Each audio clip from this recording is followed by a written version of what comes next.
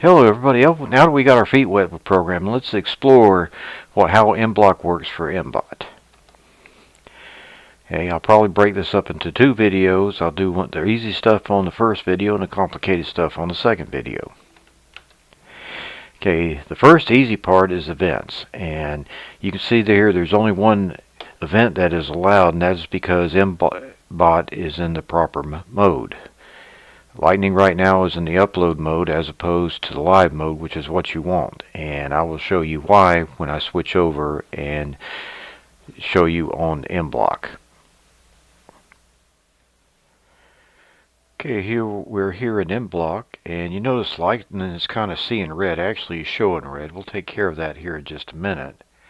And what we'll do is we'll show, right now we're in live mode. Now the one thing that you will do in live mode a lot is reset them back to the factory firmware.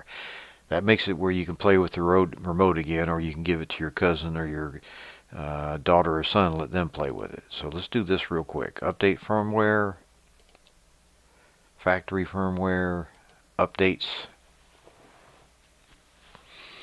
You can see it's uploading. Doesn't take it too long. Unless you got an eager 10-year-old ready to play with it, and we're almost done here. And you may have heard him beep 3 times, and the lights turn white. That means he's got the factory firmware setting in there. That's a computer program that comes with it. Now, in order to do another program, and I'll shift over to events here. You notice these events are all allowed, but we don't want those because we don't want him hooked up to the computer, because he's going to move, and if he moves with his umbilical cord connected, he's either going to damage himself, or worse yet, he can pull your laptop over onto the floor, and then you'll need a new laptop, and that's not cool. So we want upload mode, and you want to start out with mBot starts up. Now another thing while we're talking about work practices is when I upload him, I flip him on his back, because whatever happens is when he gets done loading, he's going to execute the program. For example, if I tell him to move forward at power 50%, and you see we got the broken-hearted panda, that means we're still not connected. I will connect him. Okay, we're connected. And he said beep, beep, beep because he just redid his internal program. And then we'll upload code. Now the problem you're having most of the time is if upload code all of a sudden it doesn't do it, make sure you got the mBot turned on. Okay, you notice it apparently has gone because he is moving forward at 50%, but since he's flipped over on his back, he's not jumping off of the table. He knows he's going to continue to move forward at 50%. I don't want that the next time he starts. So I'm going to switch him over to live mode.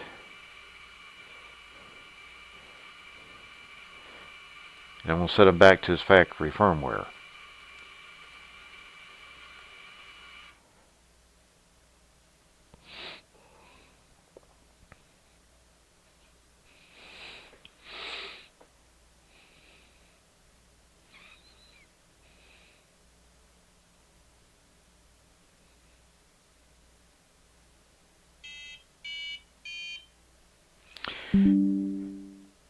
Okay. Now you notice live mode, this is disabled. That's because we're in the wrong mode. Let's get back in the right mode. So in summary, this is the only event you need. Notice this event is this little half round here, and I'll go back here and talk about it a minute. You have the little half round here, and that is a startup event. These are all startup events. This broadcast is an event that you can stick somewhere, but you have to be in live mode, and we're not using the robot in live mode, at least not for the present time. So that's the one event that you need to know how to use, and we'll move on to the next part of the program. And we're back, and we're gone from events down here. We're going up to looks, and these look really, really interesting. The only problem is they require this LED panel, which what's the expression for a small additional fee? Well, they're $10 a piece and they're out of stock, so we will not be using them. So, on to the next section, which is show. Okay, on the part of show, you have LED all shows color red for 1 second, and you have this one that shows color.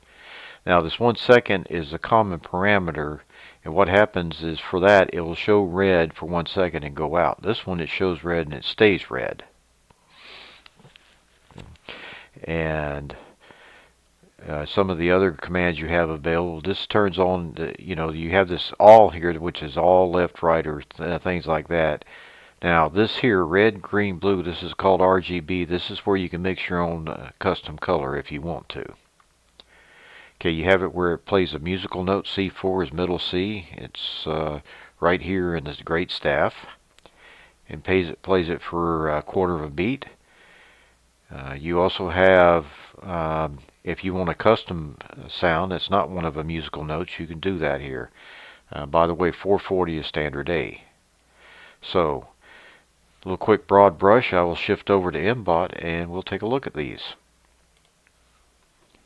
Okay, we're going to show.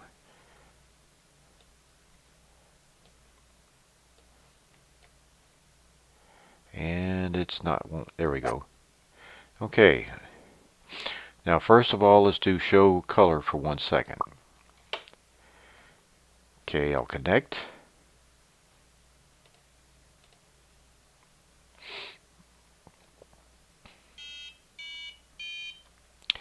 Okay, and I'll upload code.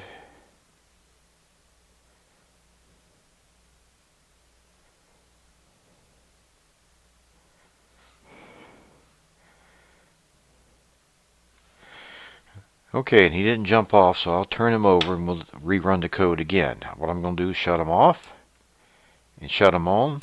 That's the event. And you see where he went red for 1 second. Then he went off. That's exactly what we expected. Now let's modify this. Actually, let's go back here. Okay, you see where it says all left and right? You've got two light bulbs there, and you can either do all of them, you can do the left one, or you can do the right one. And you can either show red, or you could sit there and you can pick your color and you can vary the time. So which light is showing, which color is showing for how long, those are called parameters. And those are important in programs, because if you don't put in the right parameters, you don't get the results you expect. Okay, so what is the difference between LED show color for 1 second, LED show color? Well, we'll see that. Okay, am I already connected? I'm already connected. Let me upload the code. Okay, I don't have to flip him over the back because he's not moving.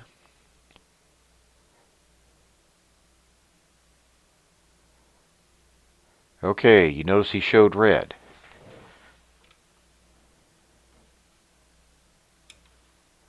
Okay, turn him off. Turn him back on. He still shows red.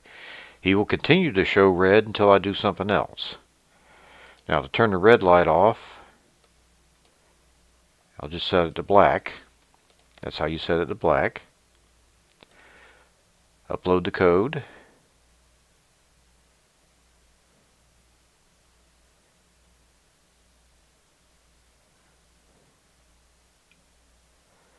Okay, code has been uploaded.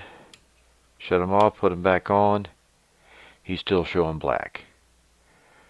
Okay, so that's the colors. Now, I don't know how you show a sound, but anyway, that's where they put it. And let's just see what this sounds like.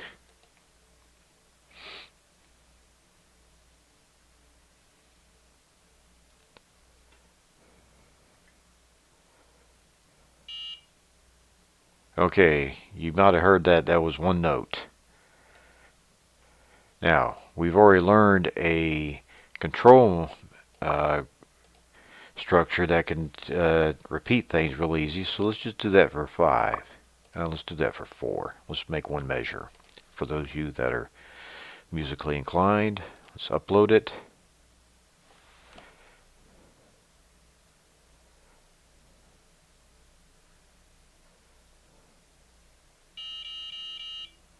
One, two, three, four. Okay.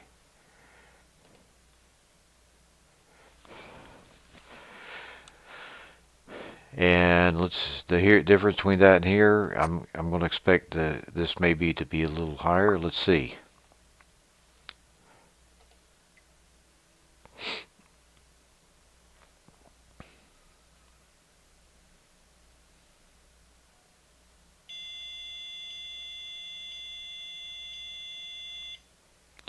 Okay.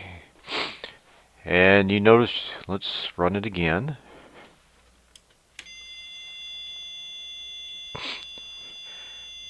Now, can you tell the difference between one note and the other? Not really, could you? So, to make it to where you can, there's a control that, and I don't want it to wait 1 second. I want it to wait 0.25 seconds. That should be enough. Okay, let's try it again.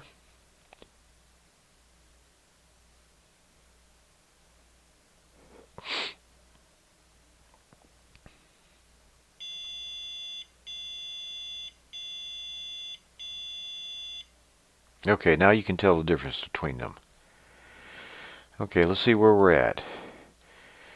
Okay, so we've basically covered show, and now we'll move on to the next one.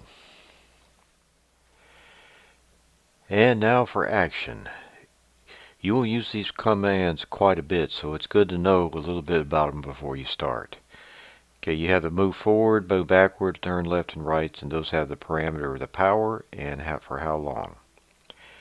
Now to move forward or backward, I'll use 50% power for it, because if you do 100% power, you will be chasing after the robot, and it's like chasing after a 2-year-old who's had entirely too much sugar. Okay, at that power, 1 second is about a foot.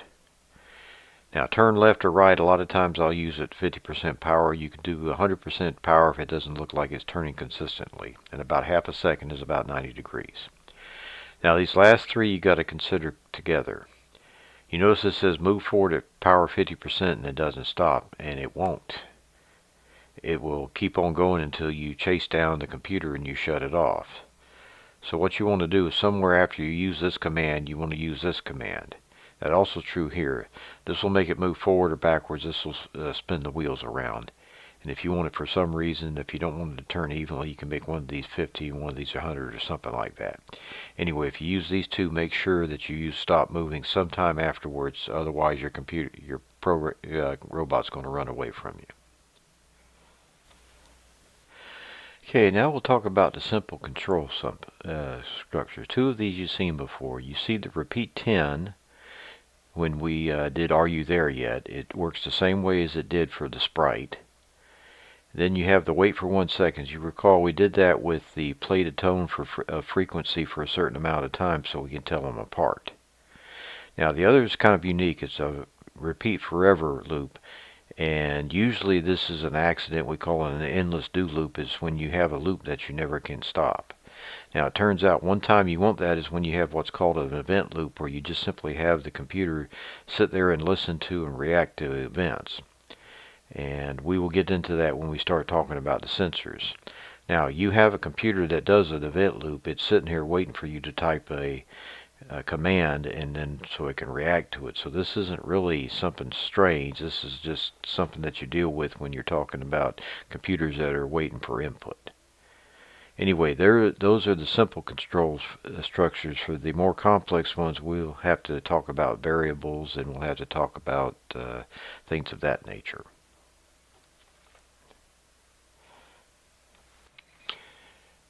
Okay, now let's talk about variables. There's two flavors of variables, if you will, in mBot. There's a list and there's variables. Well, lists are not used for mBot itself. It's only used if you got your sprites, or also maybe it can be used in live mode, but we're not going to use it for that. Okay, for the variables, I will switch over to live mode temporarily to show you how they work, and then I'll shift over to upload mode to show you some limitations we have. Okay, here we are. Now, we're in upload mode, and it says list, and I'm going to say test list. I'm going to say OK.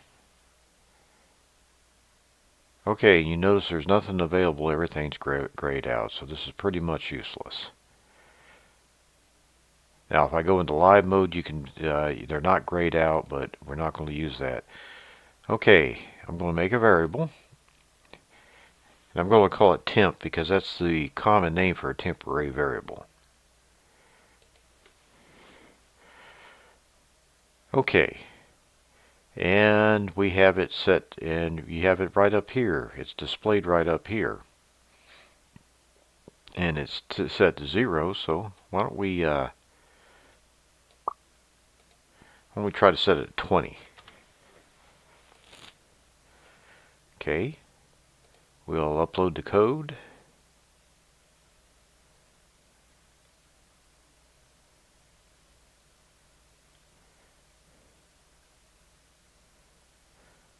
Okay, the code has been uploaded, and it should have run. That should be 20. I'll shut it off, put it back on again. It's still not 20. Why is it not 20? It's not 20 because when you upload the code is executing on the robot itself. And it creates temp in its little brain. It's not in the brain of the computer. Now when we switch over to live mode, okay, we got to get a new event. There again, the programs you turn in for this course, you need to have it in live upload mode, not live mode, but I'm doing this for purposes of demonstration. Okay, so let's see what happens now. Okay, you notice that the variable did change.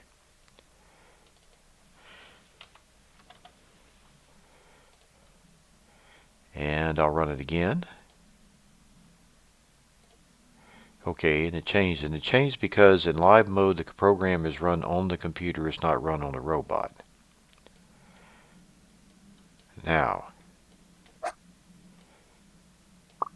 shift back to upload mode.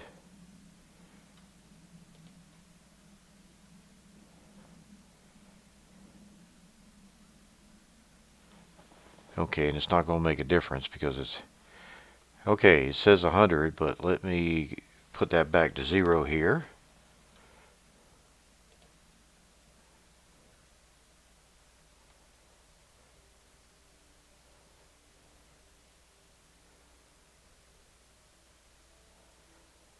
Okay, code has been uploaded. Notice it doesn't change here. It doesn't change here because this is based on the computer's, the program running on the computer. This is actually based on it running on the robot itself. Okay, so what happens when we're running on the robot itself, we'll have to indirectly see variable changes, and we will be doing that when we do operators and we do control structures.